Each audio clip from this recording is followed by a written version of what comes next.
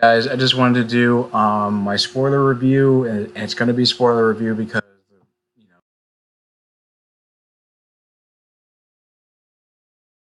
you DCEU ensemble movie featuring Batman, Superman, Wonder Woman, The Flash, Aquaman, and Cyborg coming together to fight an alien threat that to save the world. And yeah, it's a familiar premise because that's exactly what the Avengers did, and even to the point where the main villain Steppenwolf is actually acting as an immediate is actually someone else is pulling his strings, and this like Loki's strings are being pulled by Thanos. Darkseid is pulling Steppenwolf's strings because Steppenwolf is Darkseid's uncle and is supposed to be one of his top generals. And his master plan is trying to assemble the mother boxes. One which is which have been separated from when he went to war with the Atlanteans, the Amazons, Man, and as well as Green Lantern Corps trying to protect the three mother boxes. And and I'll say this, that's like a Easter egg that made me geek out the most, which is the Green Lanterns being integrated. It's not like they're all at least their suits aren't all CGI, so at least to know that could work better in DCEU than the Green Lantern movie. But yeah, the three mother boxes got separated. One was in Atlantis, one was in Themyscira, and the other was buried by Man in some unknown location until it was recovered by Victor Stone's father and reverse engineered as a means to save his son and turn him into Cyborg, and not get succumbed to the instance of the accident. And just to get the quick positives out of the way, all the actors, I feel like, did a good job in their roles. Ben Affleck was great as Batman because he was more self-reflective, and he's kind of grown since his characterization in BVS, in which he knows his limitations. He knows he's gonna have to struggle to keep up with other superpowered beings, and being an older Batman who's been doing this for 20 years, and acknowledges that Superman would have done a better job at uniting this team because he has more humanity as Batman did, and then was so consumed by anger and the war against crime like he was. And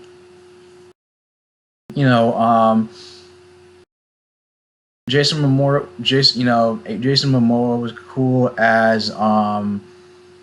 I thought he was a scene stealer. I definitely liked Ezra Miller's Barry Allen. If you liked what he saw in the previews for Ezra Miller's portrayal, you get more of that in the. You'll definitely like what you see in Justice League. And I like this whole little moment where they're trying to rescue scientists who were working at Star Labs and trying to get all the mother boxes. Batman, the scene where Barry says, I just push people and just run away. I never actually do battle. And Batman just tells him, just grabs one person and save them. It's like, what about the rest? He says, just grab one person. And it's kind of like almost like, I guess something, just to kind of build up Barry's confidence, where he grabs one person and is like, oh, I should go grab another person. And he just continues this cycle and just, recovers everybody until the rest of the Justice League are fighting off Steppenwolf and his forces, parademons who I guess have been killed by Steppenwolf's scythe, and then they become these undead zombies, become parademons. And CGI, I don't care about the quality of the CGI. They did look just a lot like straight out of the comic books and the DC animated universe. I guess the only one that didn't quite stand out was Cyborg, but we didn't go. But I think the thing that at least I feel like the film did to respect the audience's intelligence was that they assumed that most people have seen the Flash TV show and know about Barry's backstory, that is well known enough that we don't have to go into a whole origin story for him, just hint at it. But the thing is, the mother boxes were never used as a means as MacGuffins, or used as a means of if Steppenwolf is able to combine them, he can like terraform the planet in the way that Batman saw in his vision in BVS. Um, and never, not let alone could the mother box be used as a means of resurrecting Superman, in which they take Superman's Clark's corpse to the Kryptonian ship, which is supposed to be like the Fortress of Solitude. You know, dip it in that liquid that Lex used to turn Zod into Doomsday.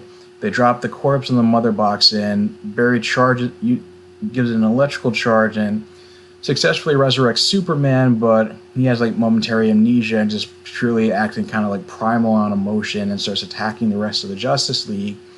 That even when Barry tries to use his super speed to help Diana and Arthur, that Superman can like is still fast enough to like look turn look the other way, see him out of still see the Flash coming at him at the corner of his eye, and so like subdue him, and injures Batman to the point where Batman tells Alfred bring in the big gun, which is calling in Lois and trying to reason with him, which works, in which Superman flies off with Lois to reconnect with her after dying, and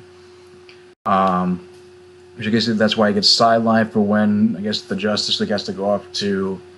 I mean, it looks like Chernobyl because it's an abandoned nuclear power plant and it's in Russia, but they don't specify it. But that's where they go off to fight Steppenwolf and his army, and then Superman comes in at the last minute to kind of help turn the tide. And with the help of I guess like Wonder Woman and Flash, they're able to overpower Steppenwolf while Cyborg separates the mother boxes, and they save the day. But I mean, I feel like there's not much else to say about this movie other than the fact that at first I was dreading the idea that the original cut of this was going to be like an hour, was going to be close to 3 hours, but now I wish it would have been to his benefit. It's only 2 hours long. It feels very rushed, especially in the back half. There's some continuity errors in which a couple of them are, that you don't even see from like not even seeing Steppenwolf take the last mother box. You just see him like coming on a boom tube and then disappear.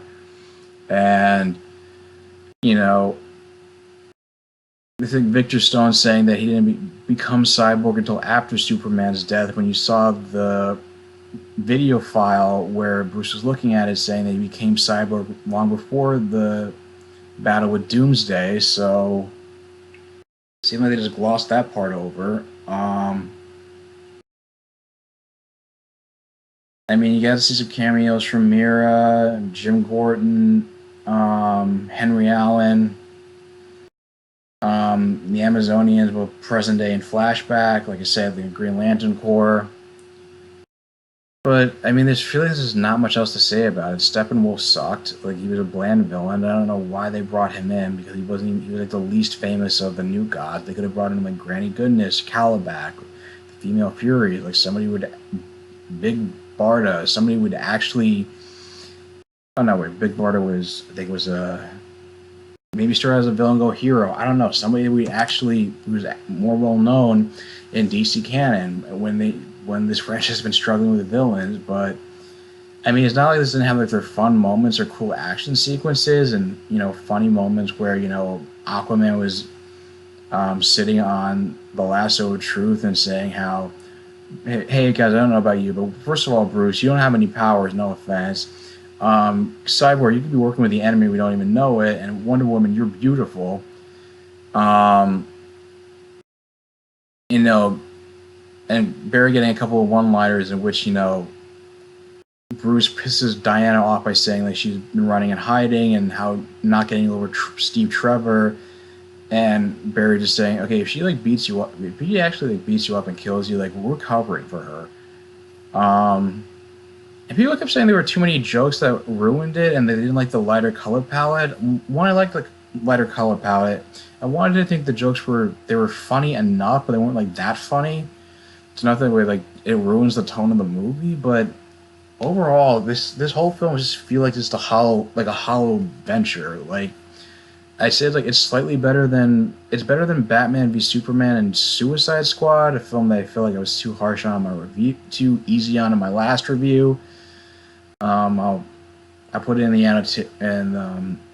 annotations, but it's not saying much. Like this felt like it was kind of disappointing, and it's disappointing that this only made opened $96 million, and I want this franchise to do well, but this doesn't bode well for the franchise, and maybe that's why they're doing Flashpoint. Is their kind of contingency plan for if the other movies suck that they can the Flashpoint movie could be their Days of Future Past, and also kind of disappointing that even Ben Affleck has become so disenchanted with working on a franchise that has gotten such bad, lackluster reviews that now he's considering even leaving the role.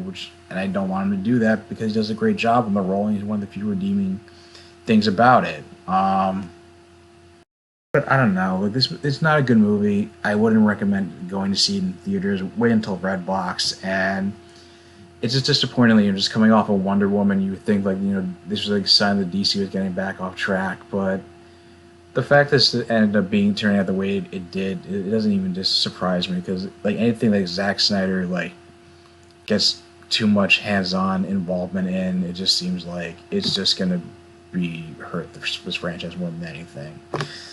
But anyway, guys, did you see Justice League? What do you think about it? Leave your thoughts in the comments down below. If you like this video, like, share, and subscribe, and I will talk to you guys soon. Take care.